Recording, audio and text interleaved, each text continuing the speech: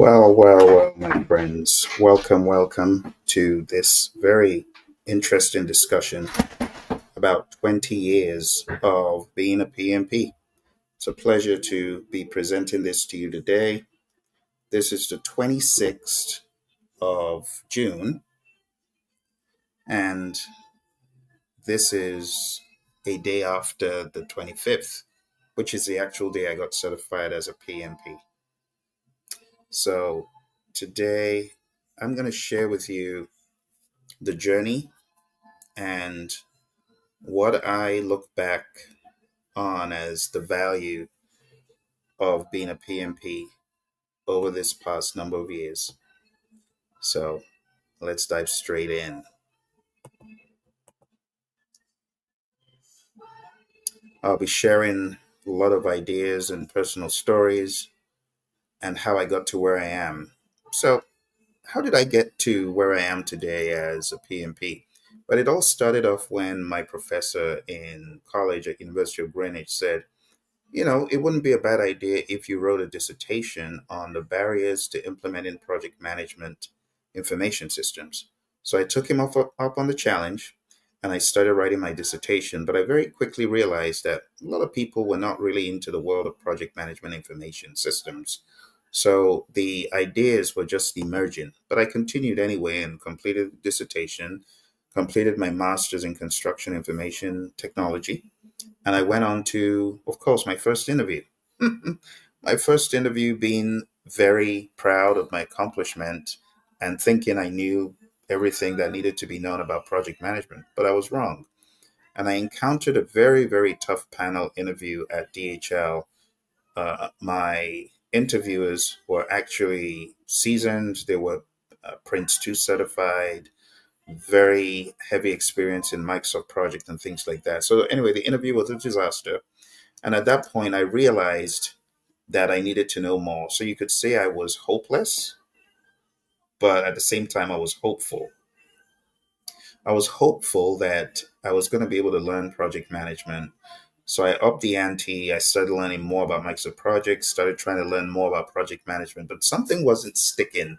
There was something missing. The same way you have a framework in certain domains of awareness and understanding, I knew that I needed to have a framework, but I didn't know what framework that was. So I continued trying my best to be diligent. I used Microsoft Project as a gateway, and all of a sudden, I got an opportunity to work for an organization that was a gateway to me meeting my mentor, Mary, who introduced me to the world of the Project Management Institute and the PMP exam. One day she said, you're very diligent in your project management. You would make a great PMP. So I asked her, how do I get PMP certified? So she basically showed me the way. She basically gave me the blueprint to getting PMP certified. Now, my journey to getting PMP certified, it was not a direct journey at all. In fact, I had many bumps and many delays along the way.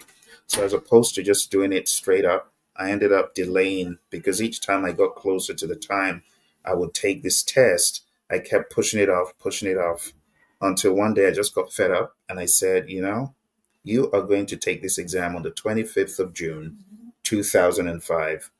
I'm not going to take any excuses. You will face the music. So, I mean, talk about getting fed up of yourself. I got fed up of myself and I pushed myself to take the exam on that day, the 25th of June. The 25th of June, 2025 to yesterday in US time makes it 20 years that I was in that room taking my exam. So 2005 is the day I took it, and 2025 makes it 20 years. It's a huge reflection for me. And what makes this exam a life changing exam was not because the exam was hard. It was the promise I made. It's like making a pact, with yourself, making a promise. Or if you're a person of faith, making a promise to whatever you consider to be the higher power. So in my case, I made a pact, I made a promise. I said my last prayers pretty much because that exam was really, really hard. And I thought I needed more than just luck to come out. So I made a pact to myself and made a pact to a higher power You know, if I can come out of this exam alive, I promise I will tell the world about this test. I will tell everyone how bad this exam was. And I'll never say anything bad about the PMI ever again. Well, that's one part of the promise I didn't exactly keep because I hold them accountable. Not that I see anything bad. But jokes apart, I came out of the exam alive and I held true to my promise. And the aftermath of it was me being given opportunity after opportunity after opportunity to hold true to my promise. So the promise, I'll tell everyone about it. I didn't even have to look very far because before you knew it, boom, there's an opportunity. And I found myself working at Honeywell. And I'm working at Honeywell, and my colleagues are failing this exam like really, really badly. Some people are like, will I ever pass? And I said, I can encourage and help these folks. So I started these bi weekly sessions. Long story short, I started helping people to understand the PMBOK guide and the PMP exam. This wasn't my job. You got to remember, I was in defense and space. It was not my job to teach PMP. It was my job to work on programs and earn value. But because of the need, I started training and coaching and helping. And that's what I did. And as I did that, eventually I ended up moving from defense and space to IT effectiveness. And when I was at IT effectiveness, my mentor, Mary, said, I heard that Thompson at G is looking for someone to teach PMP. You would be a great fit. Now, you got to understand how my journey has unfolded. My journey has unfolded by number one, this same mentor, Mary, giving me the opportunity to become a PMP, giving me all her books, giving her all her materials, studying her materials, getting certified. And then after about a couple of years, she's coming back and telling me, hey, they want someone to teach. Talk about opportunity, talk about being in the right place. But, as the saying goes, when opportunity knocks, it's too late to prepare. But I was prepared because remember, I had done this at Honeywell. So when the opportunity came to do this at Thompson at G, that eventually was bought by Skillsoft, I was ready. I was battle ready. So I went in there, I trained, I coached, I mentored. Little did I know that this was going to come back later on to help me. So Thompson at G and Skillsoft, they are huge milestones in my journey to being a PMP coach and trainer where I am now. Then eventually I ended up working at Motorola. I ended up working at Motorola in programs management during a divestiture, and that also helped my experience. I worked at American briefly. I also worked at a company called Cheyenne Mountain, which I consider to be my nirvana because it was a gaming company. And I love creativity and I love the technicality and I love the project management. It was a match made in heaven. So I was at Cheyenne Mountain until the crazy 2008, 2009 economy tanked. And when the economy tanked, at that time, my son had just been born, and that time was very, very bad for anyone who needed insurance and who needed a job. Talk about disaster. My CEO called me into his office one day and said, Phil, it's your last day. Pack your box, pack your belongings, and that's it. So can you imagine having a 2 months old? You need insurance. You need all the money you can get because of, how that is. And that was my second child at that point. So having to bounce back and ask, what am I going to do? It was a very hard situation. I remember just pausing in my office as I packed my box, as I packed up, because everyone was tanking. The economy was really bad. So I ended up putting everything into the box, and I just took one last look around the office. And this was an office I was hoping to be in for the next 10 years, but the end had come. And there was a 9 month drought for me. No work, no employment, zero, nothing. Think about that. Zero, no opportunities, no cash register ringing. Remember, I hadn't started training. So I eventually found myself going to $70,000 in the hole. That's right, 70,000 bucks in the hole. And I had all these bills and all this debt, and I had no job.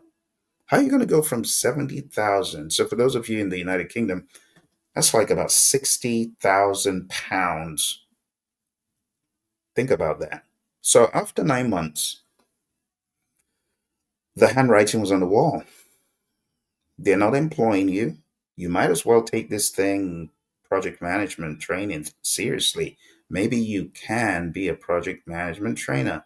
So I had already applied to PMI as a registered education provider, which they approved.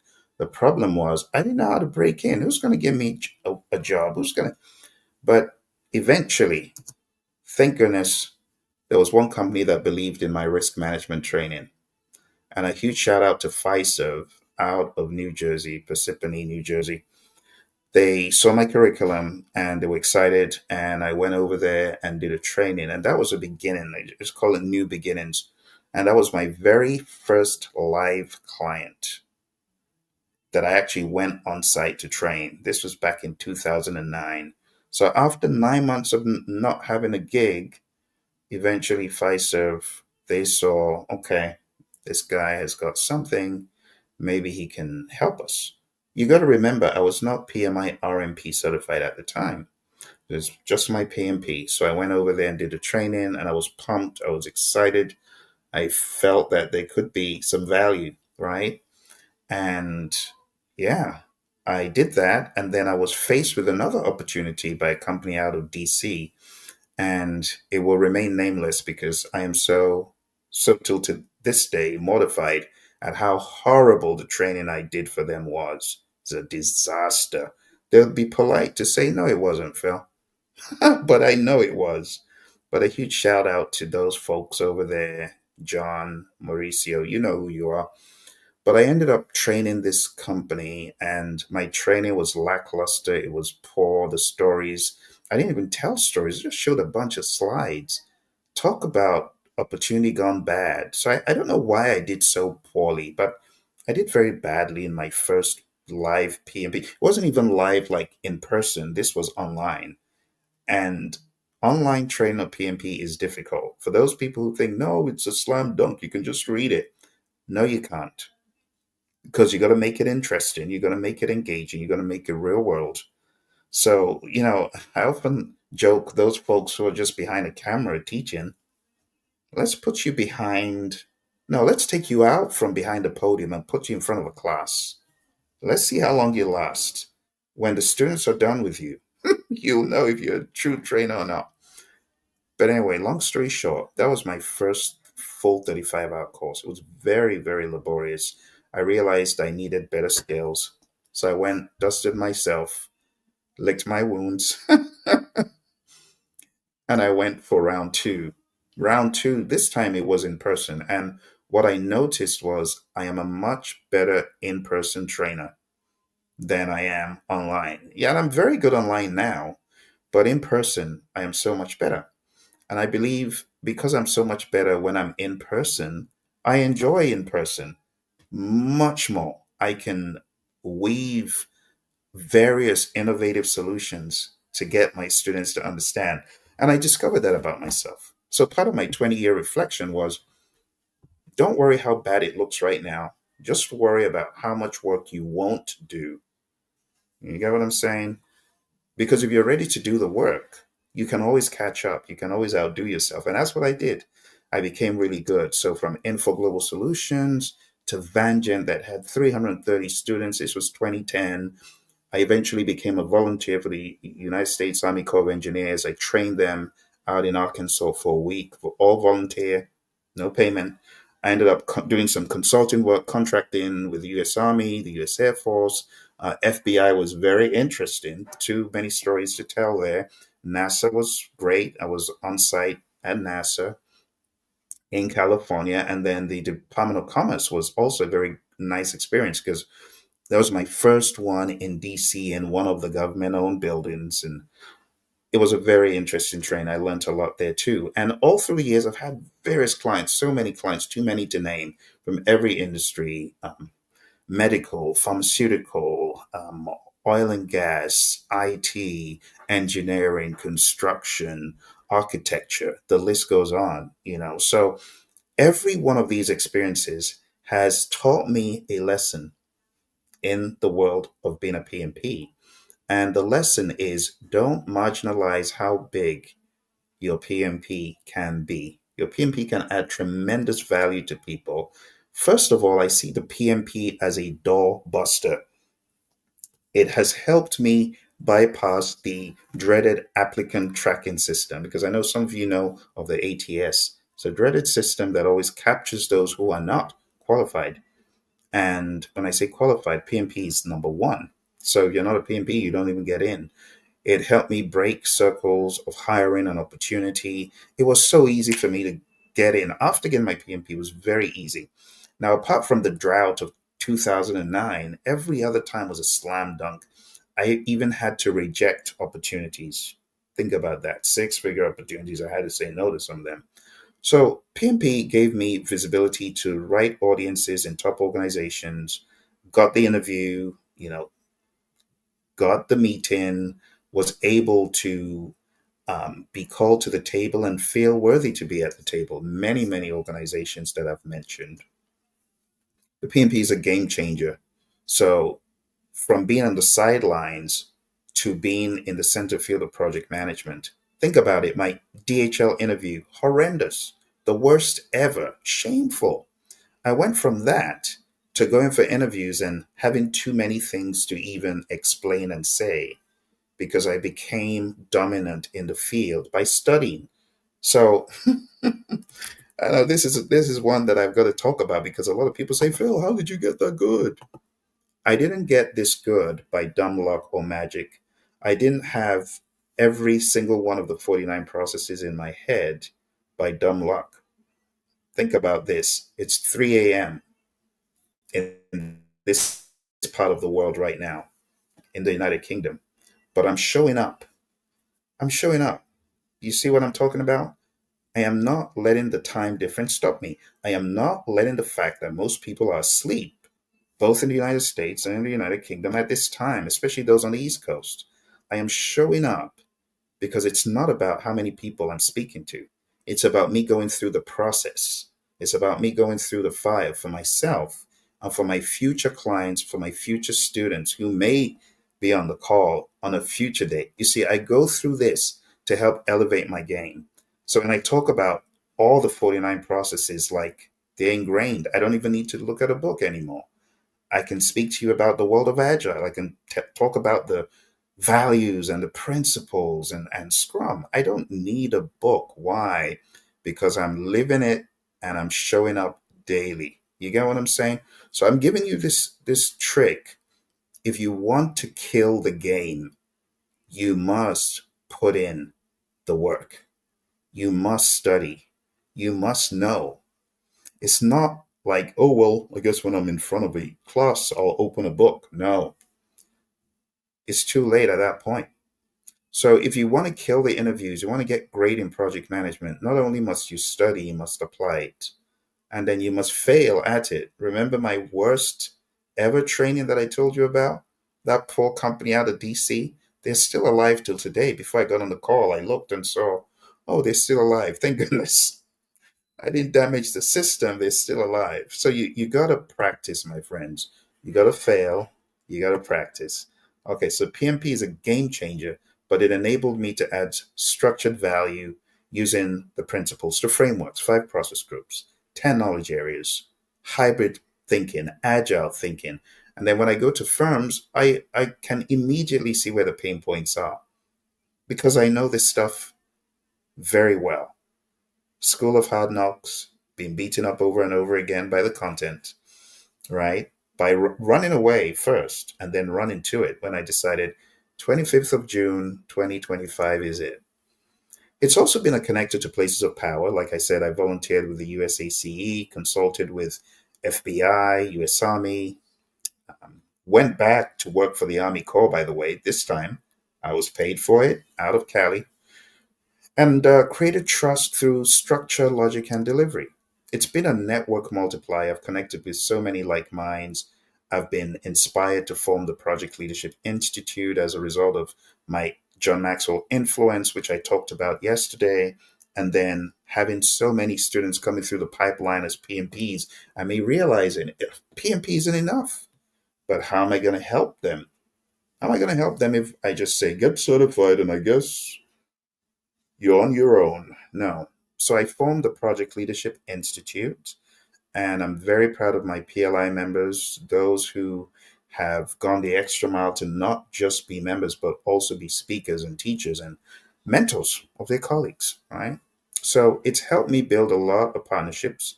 Legends like the Risk Doctor, Dr. David Hilson, Roy Schilling, my Agile coach, and many others. It's enabled me expand professional reach through REPs and trainers, and it's helped me take things to that next level, right? It's enabled me leverage into the superpower of the minds that put the PMBOK guide together. This is why I get emotional. Let me talk for a second, my friends at PMI. If you're watching, I'll let you know why I'm very passionate about sixth edition, because I've trained many editions. You got to understand, since second edition, that was the one I studied for my exam, but after the third edition, I started being a reviewer and contributor. So fourth edition, fifth edition, sixth edition, seventh edition, and now eighth edition. Now, if you read my eighth edition commentaries, you realize I don't want PMI to change what already works. You can add findings, but if it ain't broke, don't try to fix it. So the eighth edition, that is why my comments on the eighth edition were, you did a really good job with the sixth. You messed up the seventh. You realize the stuff in the six you need. Don't change what exists. So I've had the opportunity of training one of the longest reigning pinball guides. So you got to understand the sixth edition came out in 2018. This is 2025. Now, which edition are people talking about? It's not the seventh. If you go to companies, they're talking about the sixth. Why?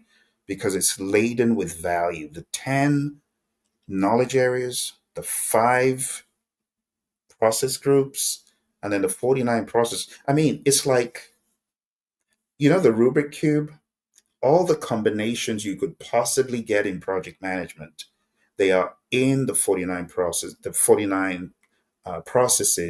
and the 10 knowledge areas and the 5 process groups. How do I know? Because I've been doing it and I haven't seen anyone that's broken the cube yet. Then I ask questions, and all the questions I get, they fit somewhere in the cube. So I see the sixth edition as a great configuration. Now, I know someone's going to say, but Phil, what about AI? Now, AI is an anomaly, but when you're questioning AI in project management, you still need a framework.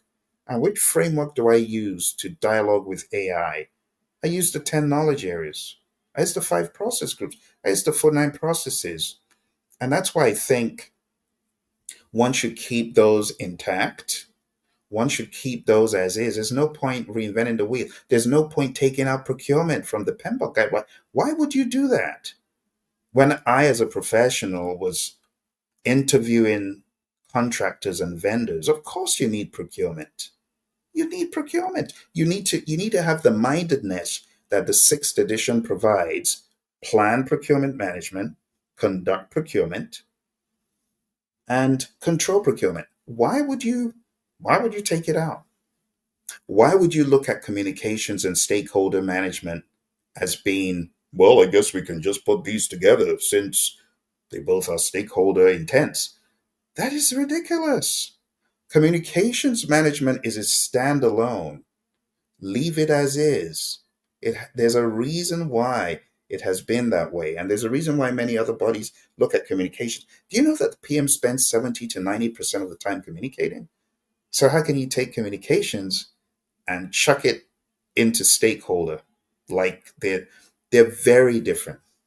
When I'm talking about share of wallet or net promoter score, I'm clearly talking about my stakeholders. When I'm talking about the number of channels formula, I'm clearly talking about communications. And they're not the same.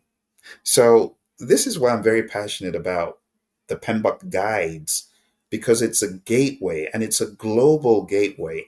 So I really wish nothing would be changed, but I think that's already water under the bridge. But for you who's watching, think about it. Maybe you're a PMP. Why would you take out integration? Think about it. Why would you call integration, well, I guess we could just take it and throw it into governance? It's two different things. Governance is a much higher level thought that needs to be in its own domain.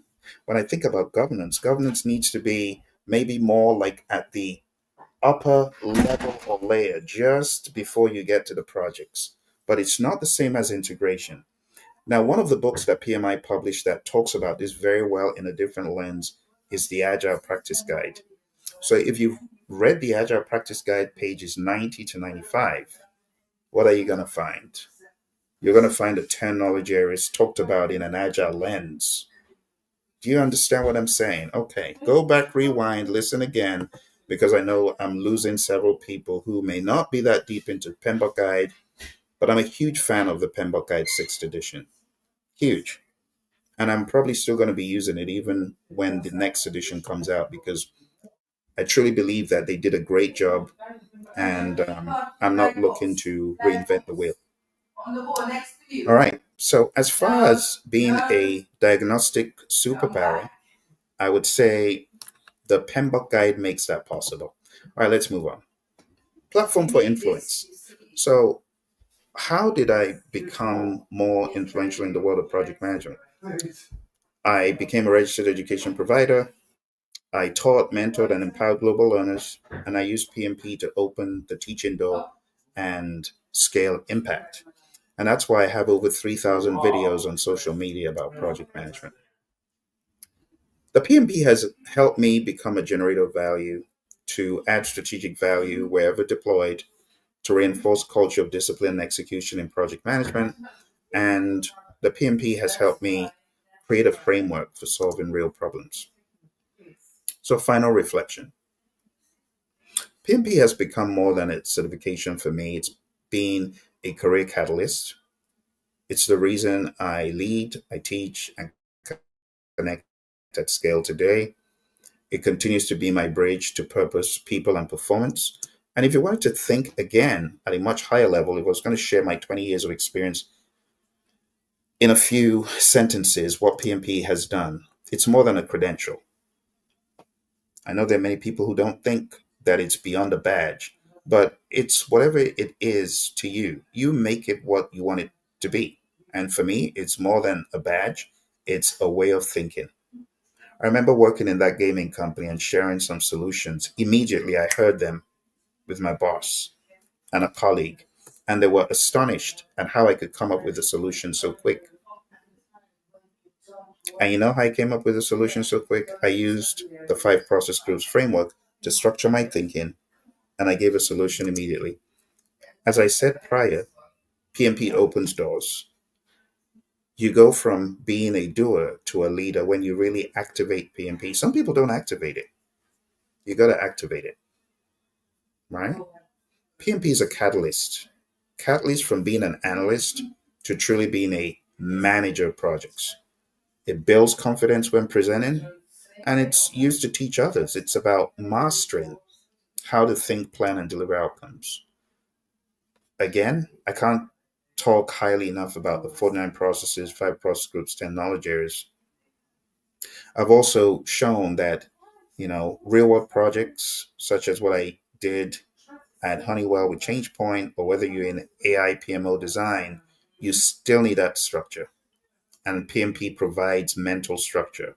You see, there are different levels of PMPs, different levels. You have, as my buddy Lee Lambert would say, you have paper PMPs. Paper PMPs are those that hold a paper, but that's all they have. The paper. And then you have other PMPs that have the paper and then the intellect and the knowledge and the posturing to understand that PDUs are not just a check the box activity. PDUs are meant to enlarge your aptitude and your intellect. You see what I'm saying? So, for those of you who are smart, you're taking notes of what I'm saying, you're going to the next level, right? PMP is all about taking the certification from wherever you got it. You got PMP certified, but did you go the extra mile? So it's not just this academic badge. You got to make it more than what it might appear. Okay. All right. The other cool thing about the PMP is it's part of a global movement. It's part of a global movement. Like wherever you go in the world, whether you're in Europe or whether you're in Africa, whether you're in Asia, you're going to find your brothers and sisters in the world of PMI. You're going to find them there somewhere. And I've been fortunate to go, from continent to continent, meeting people who are PMPs, and it just immediately builds a shared understanding, a shared language, builds credibility across borders. I mean, I've been everywhere from, like I said, training people on this side of the world, United Kingdom, the people that make the double decker buses, all the way to the uh, my friends in the U.S. Air Force. I actually spent an entire week on an Air Force base in Europe, here in the United Kingdom. Mildenhall is what's called, training PMP. It builds credibility. It helps empower your voice, but it also adds value to people. And I had people who are in active service studying to become PMPs because they know that there's value in it, right? PMP also has helped reinvention over time. So apart from it just being predictive, or some people call it waterfall, the PMP helps you understand why agile, helps you understand why hybrid, and it helps you with your evolution as a professional to be more agile and to understand why. That's why I got really excited when PMI in 2021, when they said, we're going to up the ante with agile. It's now going to be on the exam. So at first it was like drudgery, but it's actually a good thing, right? PMP is more than just a paycheck. For me, it's a platform to teach, write, lead, and serve. Not only does it help new job seekers, right? Senior leaders, and even if you can't get a PMP, you can get a CAPM. See, and it was never just about passing the exam. It was really more about adding value. The only thing is that it went from just adding value to me and my immediate company to adding value to those in the world. I hope you've enjoyed this reflection, my friends. It's been 20 years, and I have a lot to say. And this is not just for a one-time view. It's for people who may be going through their 5, 10, 15, or 20 years like me, and for you to reflect, what does PMP really mean to you? Is it just a check in a box, a piece of paper, for you to be able to get a job, or does it mean something more? And to me, it means a lot more. I know that it's quite late in the United States, but for those of you who came through, I want to say a huge thank you to Eric Thornton on Instagram, Sumita Vale. Thank you for coming through as always. I know some of our other friends on Instagram are asleep at this time. Our friends on Facebook, thanks for coming through. Do you have any questions for me? Questions or concerns about PMP? Because I'd love to answer those now if you have any questions about that. Any questions on my reflections? Now is a perfect opportunity because everyone's asleep. The floor is entirely yours. Everyone's asleep on both continents. My friends in Australia are probably wide awake. What's the time in Australia? Time in Australia is probably 11 a.m. in the morning. So you folks are wide awake. I want to wager some of my Australian friends are watching right now.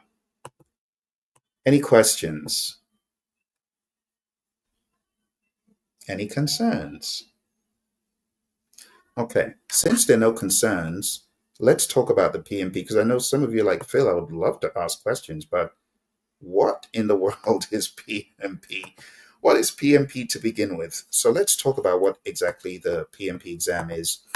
To do this, I'm going to go to PMI's website and share very quickly with you the details about the PMP exam. So the PMP exam is it just means project management professional.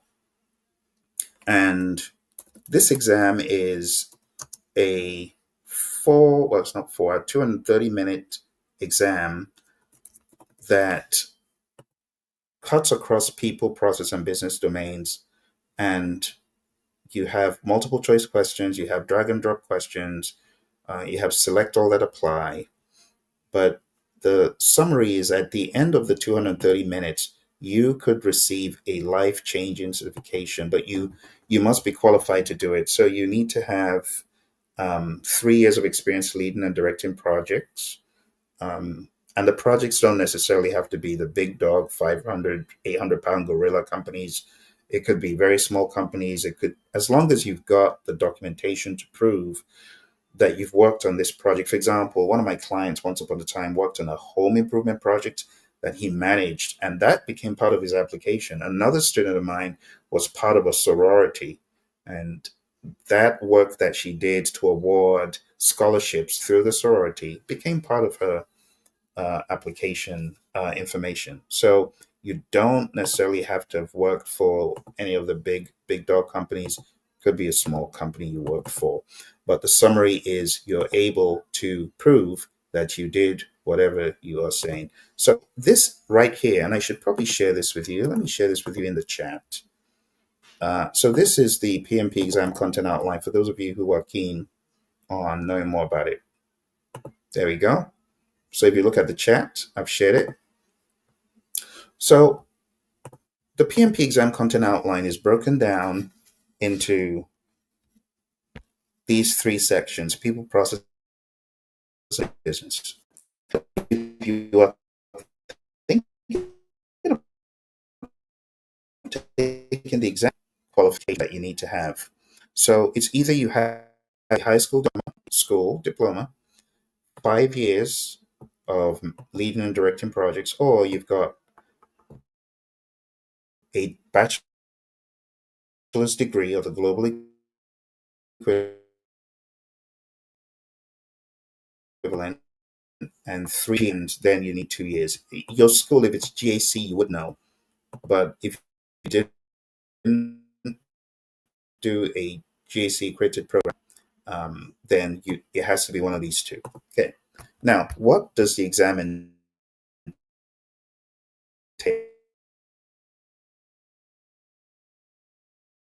Because that's okay.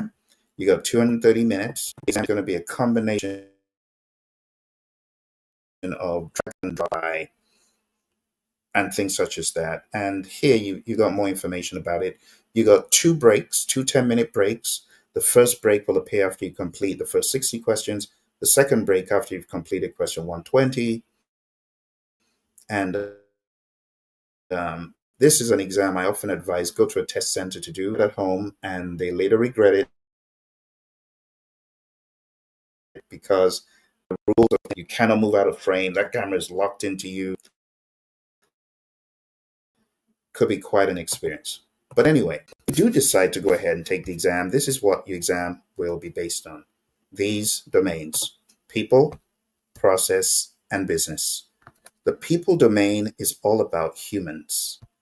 It's about managing conflict, leading a team, right? Not with carrot and sticks, setting a mission and empowerment. So you can see supporting team performance, empowering the team, ensuring team members and stakeholders are well trained, building the team, removing impediments, negotiating project agreements, collaboration, building a shared understanding as a team, engaging and supporting virtual teams because everyone works virtually. But not people. Some people have to go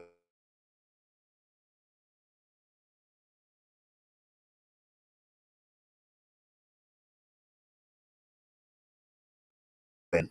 So yeah, right. We need to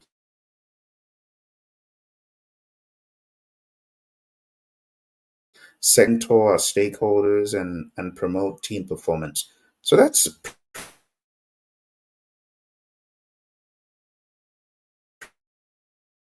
pretty much the part. In addition to the people part, we have the process part. So without going too far into the weeds of the process part,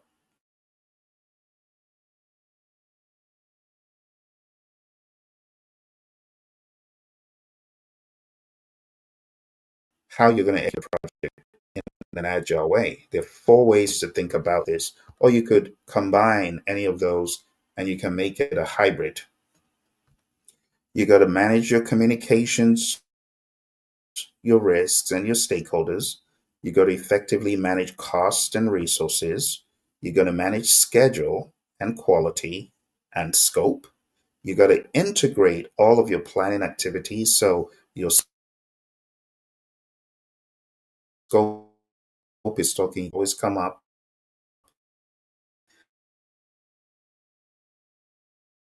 and how you choose to manage them. You got to plan and manage procurement.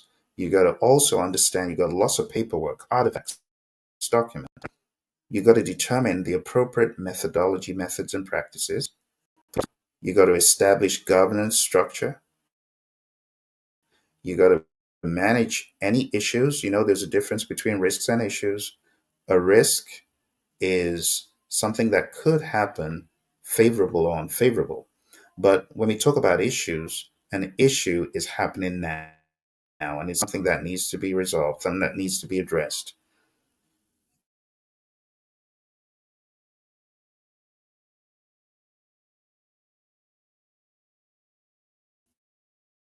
The entire project is tanking. We don't want that. Okay. All right. I hope all of this is coming across. And lastly, we get into the business domain, and that is where we talk about compliance, ensuring that we are on top of the external environment as it changes, and lastly, supporting organizational change. All right. So, again, if you wanted more, just look for the link that I shared. All the information about the exam is in this document called the PMP exam content outline. And if you have questions on a later date, feel free to put them in the chat and I'll get to them as soon as possible. All right, I don't see any questions. So I want to say my thank you, and I want to say I wish you all the very best in your endeavors. Thank you for joining me, and keep being awesome in what you do. If you have decided not to take the PMP, maybe the CAPM is something you could look into. All right. I still have one more video to do on the CAPM. I'm looking forward to presenting that in the days ahead, probably sometime in June before June runs out. Okay. Thank you very much. All the very best, and bye for now.